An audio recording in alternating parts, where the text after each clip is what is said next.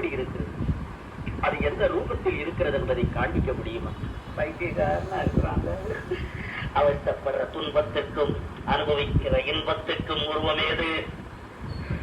அதுபோல்தான் சகல ஜீவராசிகளுக்கும் இன்ப துன்ப உணர்ச்சிகளை தந்து உருவமில்லாமல் ஒளிந்து விளையாடுகிறான் கடவுள்.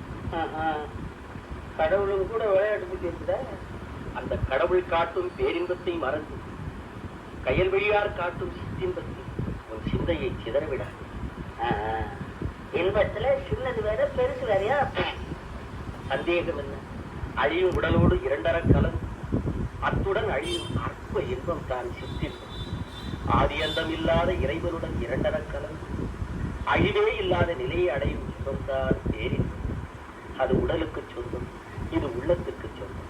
பாவம், பசி வந்துருச்சு இல்ல, வேதாந்தமா புரியுற. ஆம், பற்றற்ற துறவிக்கு யோகம் பசி,